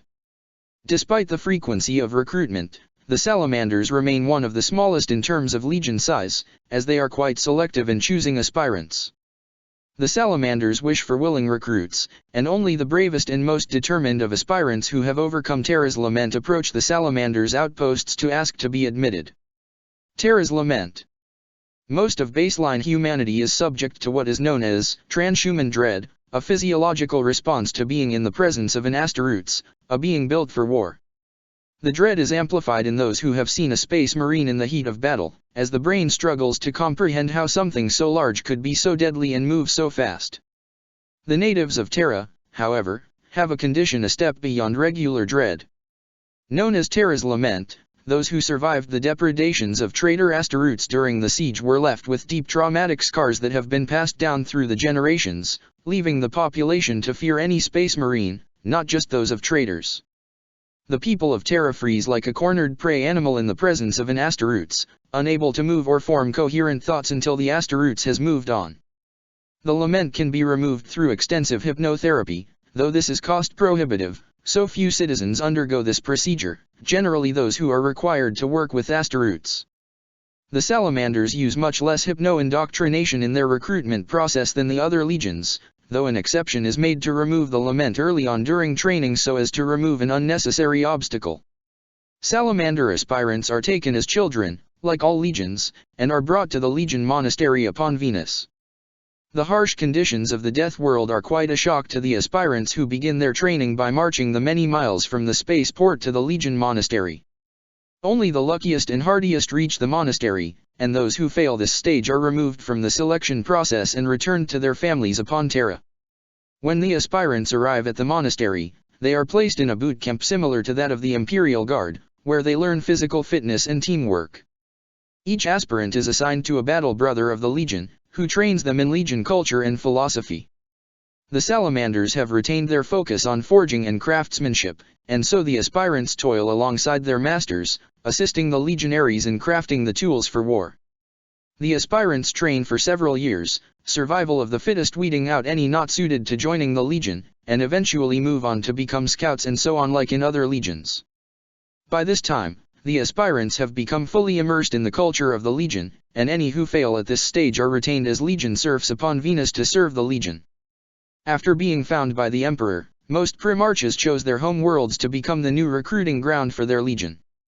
As one of the few Primarchs without a viable home world, Fukin was forced to retain the less reliable method of recruiting from conquered worlds. This was made easier by the methods of conquest Fukin used. The Salamanders eagerly helped rebuild conquered worlds, which produced a greater willingness in these worlds to give their sons to the Salamanders. When Fukin was named Praetorian, the Salamanders were transferred to Terra, and received exclusive rights to recruit from the solar system, save for Mars itself, which remained the province of the Mechanicum. In practice though, only Terra held a high enough population to be worth recruiting from, and so the Salamanders set up recruiting stations across the throne world, drawing their recruits from the trillions who make their home upon the world of humanity's origin. Terra itself needs little introduction as the home world of humanity. The ravages of old night destroyed the biosphere and stripped the oceans from the planet, and any progress made during the Great Crusade was ruined by the heresy. The teeming masses of humanity eke out a living in vast hive cities across the planet, and it is believed that Terra has the most hives of any world. Despite this destruction and harshness, Terra remains the holiest world in the universe, the object of pilgrimage from across the galaxy. Thus Terra is also a shrine world, the home of the ecclesiarchy and the seat of the Imperium. The planet constantly receives massive fleets of pilgrims, who have traveled their whole lifetime to reach the sacred home of the Emperor. The entire Imperium is centered on the Imperial Palace built atop the Himalayan plateaus, sprawling for hundreds of square miles, and most pilgrimages are centered around this holy place, though few are allowed in. The Inquisition maintains several fortresses upon Terra, most notably near the South Pole, and the ecclesiarchy is everywhere on Terra, with countless churches and holy monuments covering the surface. The Salamanders recruit from all across Terra, and the Astaroths of the 18th walk the hives, waiting for potential aspirants to overcome their instinctual fear to approach them as they work to lessen the effects of the lament. The Salamander gene seed is relatively stable. It has a higher rate of rejection compared to other gene seeds, though this is offset by the massive recruitment pool present on Terra. Aspirants implanted with the gene seed exhibit increased resilience and strength, as well as several more unusual traits, including ember-like glowing eyes and a darkening of the skin to an almost pitch black, regardless of origin. This darkening is believed to be a result of a malfunctioning melanochrome organ due to both Fukin's genetic legacy as well as the intense radiation found on Venus.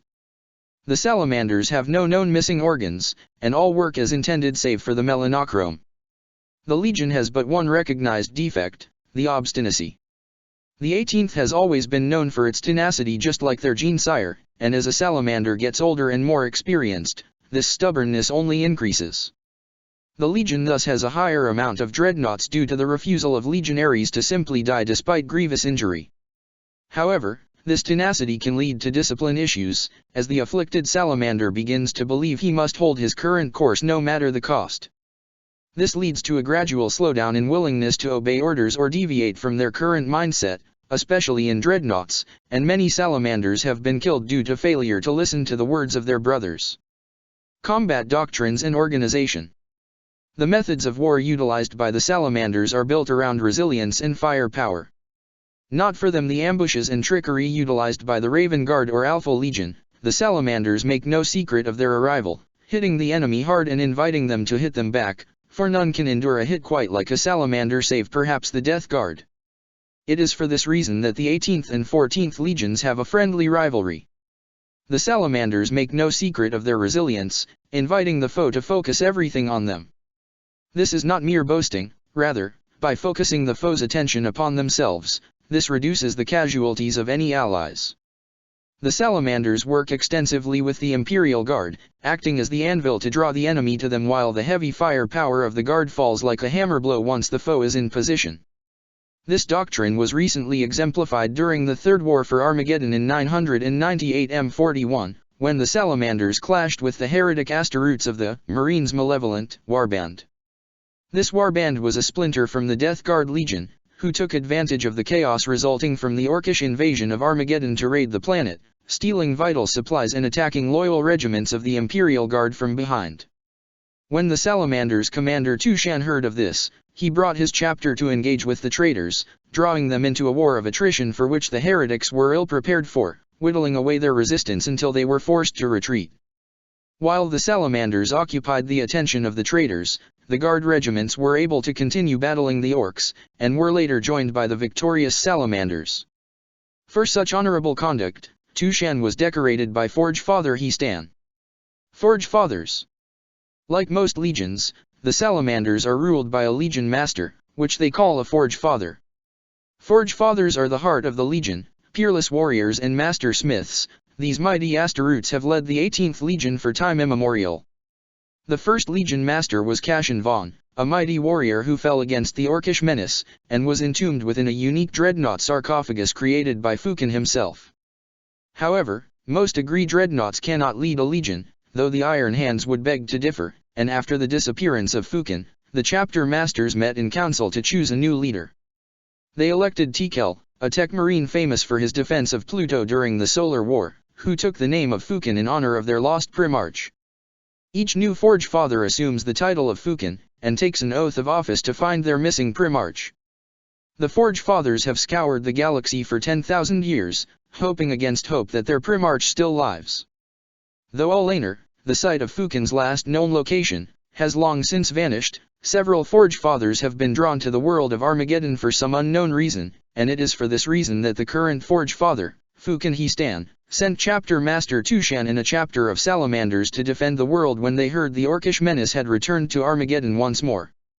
The Salamanders make use of the same general equipment as the other legions, though with extra emphasis on flame weaponry. When Fukin assumed command of his legion, he outlawed the use of the more destructive weapons such as rad or folkite weaponry, proclaiming them to be unworthy of the Emperor's warriors. It is for this reason that the Salamanders lack the destroyer squads found in other legions. Flame weaponry has an almost religious character for the 18th, many squads make use of flamers instead of the more common plasma guns found in other legions, and their vehicles are marked with flame patterns as decoration. The Legion has even created a unique variant of Land Raider known as the Land Raider Redeemer, which sports multiple heavy flamers in place of other armaments. The Salamanders maintain good relations with their fellow legions, especially the Iron Hands, and the two have fought in many campaigns together. They have the best relations with the Imperial Guard of any legion, and are noted for their willingness to fight against impossible odds to aid their fellow soldiers. The 18th maintains positive to neutral relations with the Ecclesiarchy and Mechanics. They have slightly more strained relations with the Raven Guard and High Lords of Terra due to their callous nature towards the masses of humanity. The Salamanders bear the same hatred towards their traitor brethren as do all the loyal legions. Of the 9 traitor legions, the Iron Warriors are the most reviled for their callous disregard for humanity and their petty grudges over being passed over for the position of Praetorian. However, this loathing pales in comparison to the hatred they bear for Ildari. They make no distinction between the various Xenos factions, considering them all to be equally vile, the legacy of their Primarch's teachings during the Great Crusade. The Salamanders have become very adept at fighting orcs, their flame weaponry scorching through the lightly armored greenskins and excising their taint from the land, preventing their vile spores from taking root. The Salamanders have retained the same structure they had during the Great Crusade. They are divided into chapters of roughly 1,000 like most legions, and are stationed across Segmentum Solar. Many chapters live in garrisons, from which they are seconded to fight alongside the Imperial Guard, whose teeming masses make up for the small numbers that most legions fight as. Each chapter master is self-sufficient, and they make periodic visits back to Terra as chapters rotate in and out of active duty. A permanent garrison is present on Venus at all times, generally the chapter of the reigning Forge Father, who guard the fortress monastery as well as train new aspirants. Another chapter is kept on Terra, focused on recruiting and interacting with the various governmental entities of the Imperium. Beliefs and Warcry. Although the official home of the Salamanders is Terra, most of the Legion's culture is based on Venus. The volcanoes and rift valleys of this scorching death world have shaped the Legionaries into what they are today, and the 18th Legion conducts most of its business upon Venus as opposed to Terra. Venus has never been attacked as the defenses of the solar system are too powerful, so the Legion has imported a variety of wildlife to give their aspirants suitable challenges.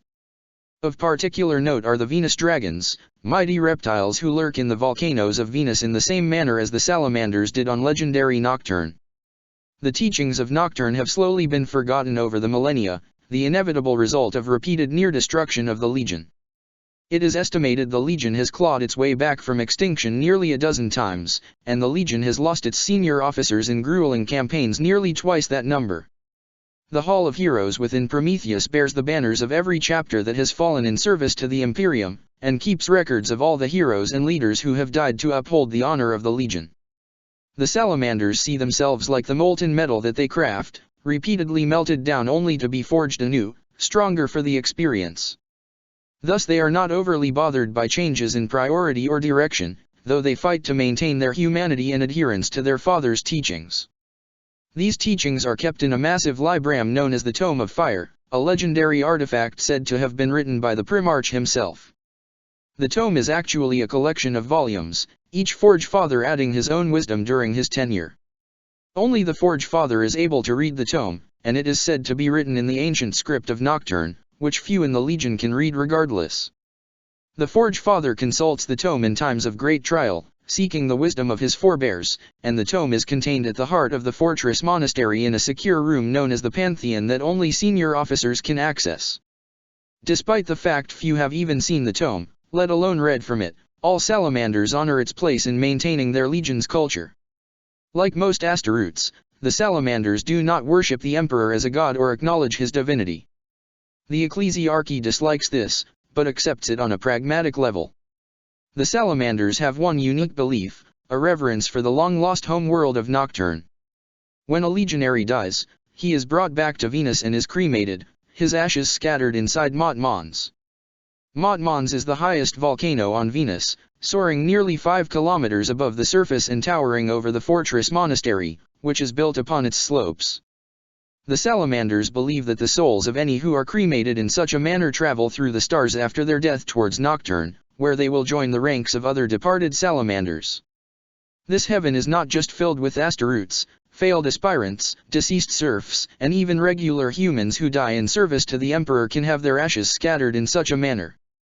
Fire has thus taken on a special meaning for the salamanders, a sacred way of transitioning to the afterlife, though they take offense to any foolish enough to imply that they worship it. One other belief of note is the prophecies of their father's return, a superstition even they themselves do not fully understand yet still believe deeply. The salamanders have several war cries that they commonly use. "Into the fires of battle, unto the anvil of war," is shouted by all the salamanders when beginning a conflict, striking fear into the hearts of their foes. When facing orcs or traitor Asteroutes, the sons of Fukin roar their father's name, chanting Fukin lives, and stomping in unison in a synchronized motion that shakes the very battlefield they walk upon. The salamanders bear the same bright green and black livery that they sported during the Great Crusade, and many decorate their armor with scales. Artisan armor is very common among the 18th Legion, and many add hidden patterns of light in the infrared spectrum visible only to those with incredible eyesight such as other Asteroutes. The salamanders bear the symbol of a drake's head upon their pauldrons and banners. Despite 10,000 years of searching, the salamanders still believe their father waits for them somewhere amongst the stars, and await his return to lead them in glory once more. The hooded figure panted from the exertions of combat. Strewn around his feet lay the putrid remains of traitor Asteroutes, the bastard sons of fallen brothers. The Emperor's children had descended upon Armageddon, spreading pestilence and despair across the battered world still reeling from the second Orcish invasion. Few could stand up to their ravages, as most fighting men were at the front dealing with the orc hordes, and the traitors spread their plagues behind the lines before being confronted by the hermit, who had come after hearing the frantic vox transmissions from the citizens. There was but one Emperor's children left to face him now, a bloated, scarred Asteroutes bearing a filthy blade. The Asteroutes grinned, marked by the morbid humor that was pervasive in the 3rd Legion, and spoke, his voice thick with phlegm. "You face Lucius the Eternal, child of the Emperor and grandchild of the god of pestilence who has granted me everlasting life. Come, join us in his embrace. There is only one child of the Emperor here, and you know nothing of eternal life." The hermit replied, and rushed him. The traitor put up more of a fight than his brethren, though he fell within a minute just like the rest of his diseased kin. As the hermit stood above the trader's shattered body, the hot winds blew his hood back, revealing skin the color of pitch and glowing red eyes. Lucius's eyes widened in recognition before they were crushed beneath the last blow of the mighty hammer. The hermit doused his putrid remains with the cleansing heat of his flamer, and stepped back onto his transport as he prepared to return to his travels among the stars. Perhaps the next world would turn out to be Nocturne. Check the description for the links to the author.